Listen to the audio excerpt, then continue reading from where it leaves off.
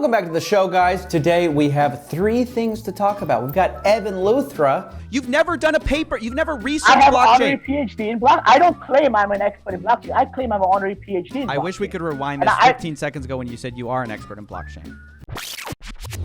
No, but I am an expert in the space of blockchain. I've spoken at 50 plus blockchain events. Just recapping the debate, recapping everything that happened. I just want to tell you guys how I felt it went. 2, I'm going to be talking about my own departure from YouTube for a week. My mind's fried with all the webinars, all the promises, all the fake stuff. So I'm going to be leaving you guys for a little while, but not without leaving something behind to keep you company. We'll be talking about that. And number 3, we're going to be talking about Zhang got sued over the weekend, I believe. And I have his lawsuit right here. We're going to go over that. So buckle up, boys, because we're following up on a lot. We got a lot to talk about.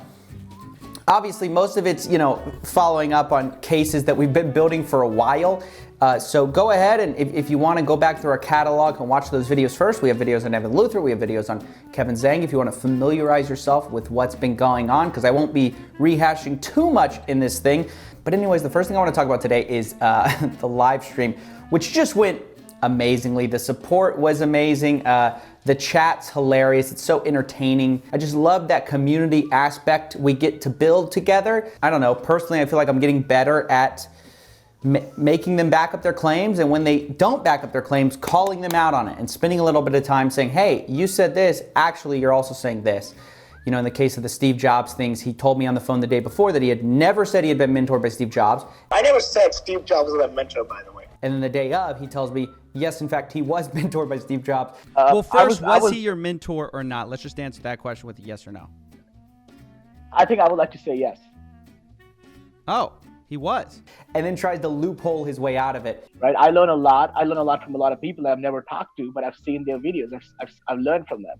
And I would consider them my mentor. And so things like that were things that I wanted to call out, and I felt like we successfully did. But I want to talk about a few things that, I want to follow up on, okay? Number 1 is he claimed people in India, the people with honorary doctorates, they just call themselves doctors. And it must be a cultural difference that I don't find that to be particularly acceptable. Nobody who gets an honorary doctorate calls themselves doctor. I know a lot of people in India who do that. Maybe it's different in your side of the world. But I know a lot of people who have honorary doctorates in India, and they have the word doctor in front of them. The chat says otherwise, okay? Nobody in India uses doctor in front of their names after receiving an honorary doctorate from someone who's receiving a doctoral degree. Here's another person. Absolutely no one also studying for a doctoral degree. So I don't know if he was just lying there or he was seriously misinformed, but it's pretty convenient that once again he seems to be telling on the fly, saying things that benefit him that actually turn out to be false. The second thing I want to talk about is this picture I stumbled upon that I think encapsulates Evan Luthra for me. It's a picture of him at the World Economic Forum. The only problem being is he has photoshopped himself in. And actually, if we do a simple crop job, I can Photoshop him, anywhere. We can Photoshop him with Elon Musk. We can Photoshop him on the moon. This Photoshop job is so bad. Just the background, the foreground, it's terrible. But I think, for me, this encapsulates the debate. This picture right here. So anyways, I just wanted to wrap it all up by saying thank you guys. Those live streams would not be the same without you. I do them for the community because I think they're so fun. And it was a lot of fun. Thanks to him for coming on and kind of braving it, because bold move. That's all I have to say. The second thing I want to talk about. Next week, I will not be here. I will be on vacation, taking a break from all the webinars, all the juicy earnings claims. We're just not going to be talking about them. I will be on a beach somewhere, maybe in a mountain, maybe on my couch sleeping. I haven't really decided yet, but I will not be making videos. I'm tired. I need a break. Me and my wife need a break. And so, that's what's happening. But I know what you're thinking, Steven, if you're not here, who's going to give me my daily fix of fake gurus? I've actually prepared some content for this week that I'm going to be gone. Try to build up a little bit of a catalog of videos, for you guys. So check that out while I'm gone. But just know I won't be as responsive to like messages and emails and stuff like that, just because I'm going to be checking out.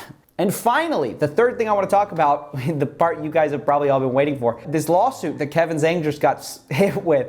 I'm going to be reading it. I'm going to be giving my opinion. Obviously, I'm not going to be trying to say any facts about it because we haven't seen all the evidence come out. But man, this is the first real case of a fake guru that we've called out being actually sued in a court. You know, I've complained for a very long time about the Federal Trade Commission not doing enough to crack down on false advertising, these biz ops. But lawyers, private practice lawyers, may be coming in to fill up that gap. I think they're realizing that these people have a lot of money. I hate that things are so much about money sometimes, but with the resources required to finish a full lawsuit that can be dragged up through the appeals courts, you really do need big payoffs for a case to be viable. And, I think lawyers are waking up to the fact that these people might be able to provide that enough of a justification to do it. This is an angle that I hadn't really considered that could really balance out some of the really predatory aspects of business opportunities, e-commerce, all this stuff where you see all these black hat tactics being used. This is a class action lawsuit going on under the Racketeer Influenced and Corrupt Organizations Act. And I'm just going to be covering it for you guys so you guys know what's going on. So if, we ever see Kevin Zhang, drop off the map, maybe we know why. Big things they hit him with is that the Zhang enterprise uses fraudulent advertisements on Facebook that promote bogus store closing sales with deceptive pricing to sell plastic products falsely represented to be leather products. If you guys have been watching Fake Guru, we covered this exactly. Dixon Leather, if you guys don't know, was selling these leather jackets, right? Real leather, not bullshit. But when you go and you look at the complaints, they're not leather. They're polyurethane, which is basically plastic. And so that was a wild thing going on. And they kept advertising that the store was closing, but the store never closed. So they said, you're gonna get incredible deals because the store is closing, 70% off, whatever. But then the store never closed. But it also covers some stuff that we never really got to, which I'd like to get in with you guys so we're not covering stuff we've already gone over.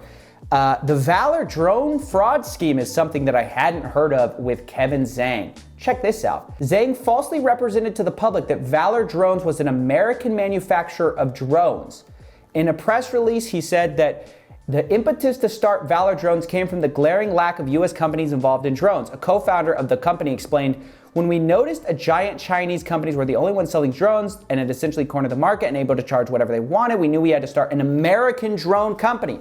So presumably they're making it all in America. But these representations were false. He sold cheap drones from China at significant markups using Facebook ads. I can't believe that. This is crazy. Kevin Zhang also represented that Valor Drones holds a strong commitment to our armed forces and donates a portion of all sales to veterans in need. We offer drones a fraction of the price at our competitors and hire US employees. These representations were false. Holy crap. If they have the evidence to back that up, that is gigantic. I mean, that's straight up fraud, if it's true. If it's true, that's straight up fraud. You say we're made in America, you say we're donating our proceeds to, veterans, and it's a lie? That's crazy. It'll be interesting to see how this plays out in the courts. And that's basically it. It's basically this false advertising that they're getting sued for. The Dixon Leather thing going into Longhorn Leather, which is basically the same website, and then Valor Drones. If it goes through, this would be one of the first cases I'm aware of where a fake guru has really paid the price for their wrongdoings here. That's absolutely massive, and I will be following this with a close eye to see what happens. I hope this sends a strong message to the community that, hey, maybe you can't cheat people forever. I don't know. Excited to see where it goes. That's all for now. Hope you enjoyed this little update on Evan Luthra, myself, my plans to go on vacation, and of course, Kevin Zhang. The guy is in a lot of hot water right now. I would not want to be him. And yeah, that's basically it. And don't forget to smash like and subscribe. Thank you.